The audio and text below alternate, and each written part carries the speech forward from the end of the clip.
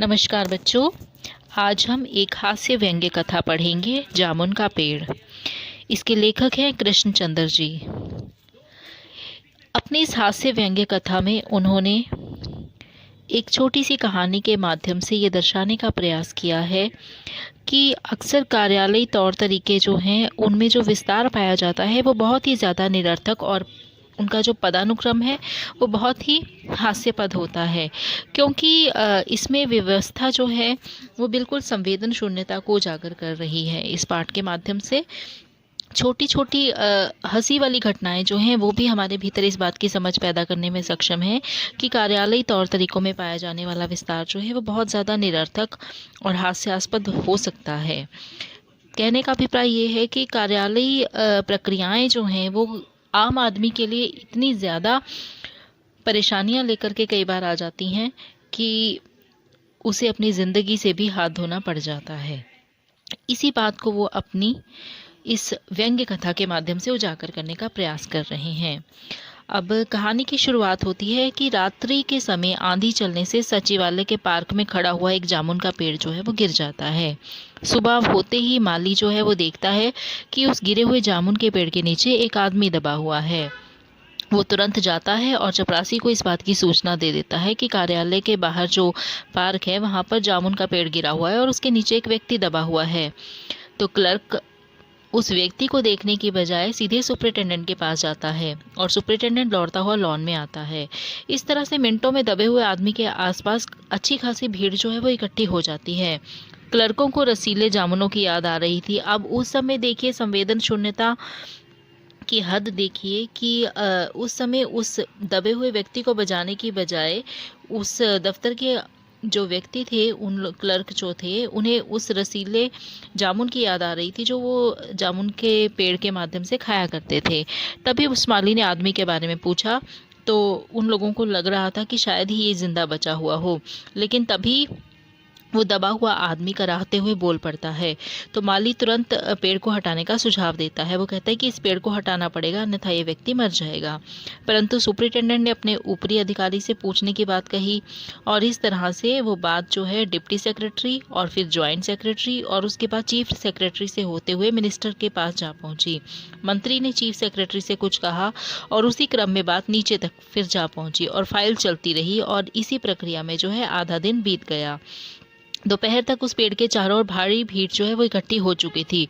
कुछ मनचले क्लर्क सरकारी अनुमति के बिना उस पेड़ को हटाना चाहते थे, लेकिन उसी समय सुपरिटेंडेंट फाइल लेकर के भागा भागा वहां आ जाता है और कहता है कि हम लोग व्यापार विभाग से संबंधित हैं और मैं इस फाइल को अर्जेंट मार्क करके कृषि विभाग में भेज रहा हूँ। ये काम कृषि विभाग का है। दूसरे दिन कृषि विभाग ने पेड़ हटवाने की जिम्मेदारी व्यापार विभाग पर डाल दी। व्यापार विभाग ने पुनः कृषि विभाग पर जिम्मेदारी डालकर अपना पल्ला झाड़ लिया। दूसरे दिन भी फाइल इसी प्रकार से चलती रही और शाम को इस मामले को हॉर्टिकल्चर विभाग के पास भेजने का फैसला किया गया। अब क्योंकि एक फलदार पेड़ था और एग्रीकल्चर डिपार्टमेंट ही अनाज और खेतीबाड़ी के मामलों में फैसला करने का हकदार है, इसलिए ये प्रक्रिया वहां पहुंच गई।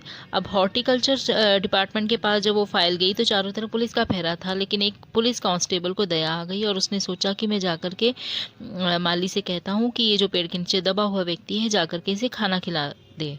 तो वो माली के पास जाता है। तो माली ने जाकर के दबे हुए आदमी से कहा कि तुम्हारी फाइल अभी चल रही है और उम्मीद है कि कल तक फैसला हो जाएगा। दबा हुआ व्यक्ति कुछ नहीं बोला। माली ने पेड़ के तने को ध्यान से देखकर कहा कि अच्छा हुआ कि तना जो है वो तुम्हारे कूल्हे पर आकर के गिरा है, अगर कमर पर गिरता तो शायद तुम्हारी रीढ़ की हड्डी टूट जाती। दबा हुआ व्यक्ति जो है वो फिर कुछ नहीं बोला, वो बिल्कुल चुपचाप वैसे ही पड़ा रहा। फिर माली ने उसके परिवार के बारे में पूछा तो उस दबे हुए आदमी ने जवाब दिया कि मैं लावारिस हूँ। माली ने खेद प्रकट किया और फिर वहां से हट गया। तीसरे दिन जाकर के हॉर्टिकल्चर विभाग से जवाब आता है कि आजकल पेड़ लगाओ स्कीम जो है वो जोरों शोरों से चल रही है, अतः जामुन के पेड़ को काटने की इजाज़त तो कतई नहीं दी जा सकती। तो हॉर्टिकल्चर विभाग के द्वारा पेड़ काटने से मना कर देने पर वहां खड़े लोग पेड़ को बचाने के लिए अपने अपने सुझाव देने लगे। एक मनचले व्यक्ति ने आदमी को ही काटने की बात कह दी। उसने कहा कि ऐसा करते हैं, इस व्यक्ति को काट देते हैं, इससे पेड़ तो बच जाएगा। और दबे हुए आदमी ने इस पर आपत्ति की कि ऐसे तो वह तब दबा हुआ व्यक्ति जो है वो बेचारा बड़ी मुश्किल से जैसे तैसे करके बोला कि ऐसे तो मैं मर जाऊंगा। काटने का सुझाव देने वाले उस आदमी ने अपना तर्क दिया कि आजकल प्लास्टिक सर्जरी उन्नति कर चुकी है। यदि आदमी को बीच में से काट कर निकाल दिया जाए तो बाद में तुम्हें प्लास्टिक सर्जरी से जोड़ा जा सकता है। तो इस बात पर फाइल जो है वो मेडिकल विभाग में भेजी जाती है और वहाँ से रिपोर्ट आती है कि सारी जाँच पड़ताल करके ही पता चल पा सकता है कि प्लास्टिक सर्जरी तो हो सकती है और ऑपरेशन भी सफल हो जाएगा, किंतु वो व्यक्ति मर जाएगा। इसलिए प्लास्टिक सर्जरी का फैसला तो रद्द ही करना पड़ेगा। अब रात हो जाती है और रात को माली दबे हुए व्यक्ति के मुंह में खिचड़ी डालते हुए उसे बताता है कि अब मामला जो है ऊपर तक चला गया है। सुना है कि कल सेक्रेटरीट के सभी सेक्रेटरियों की मीटिंग होगी और वहीं पर तुम्हारे इस केस के सुलझने की कोई संभावना है। विभागों की लेट लतीफ़ी को देखकर वो दबा हुआ व्यक्ति दबी सी ज़बान में एक शेर सुनाता है। वो कहता है, ये तो माना कि तगाफुल ना करोगे, लेकिन खाक हो जाएंगे हम तुमको खबर होने तक। ये सुनकर माली हैरान रह जाता है। वो कहता है कि अरे तुम तो शायर लगते हो। और फिर उसके शायर होने के बाद सचिवालय और फिर सारे शहर में ये चर्चा फैल जाती है कि पेड़ के नीचे जो दबा हुआ व्यक्ति है वो कोई शायर है। अब शायर नाम सुनते ही शहर भर के कवि और शायर वहां आकर के इकट्ठे हो जाते हैं और वहीं उस बेचारे दबे हुए व्यक्ति को खड़े होकर अपनी अपनी रचनाएं सुनाने लगते हैं। कई क्लर्क उस आदमी को अपनी कविता पर आलोचना करने को मजबूर करने लगे।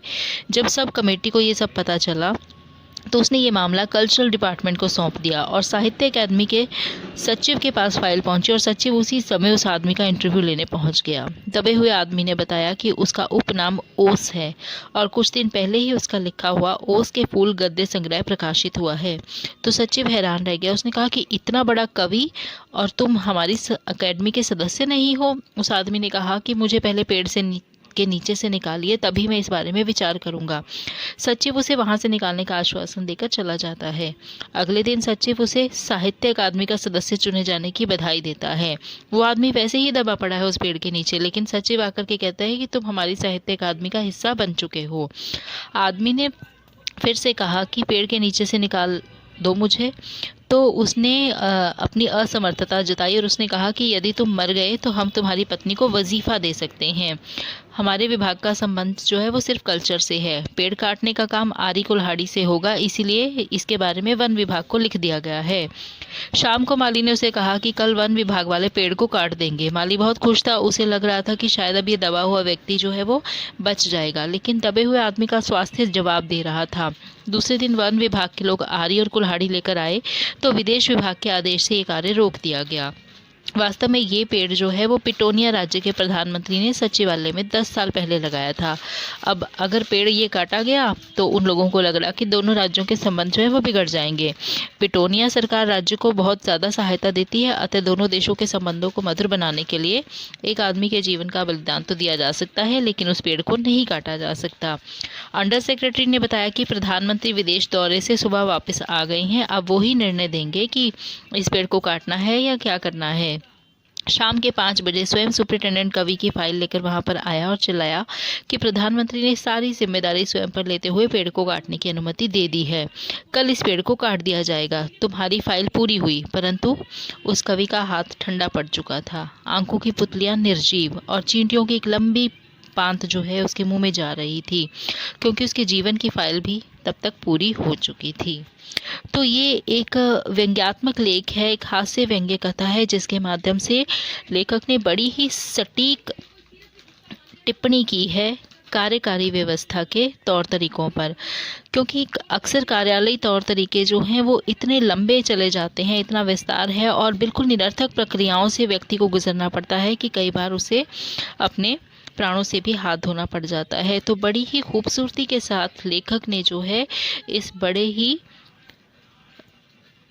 महत्वपूर्ण मुद्दे को उठाने का प्रयास किया है। तो ये थी कहानी जामुन का पेड़।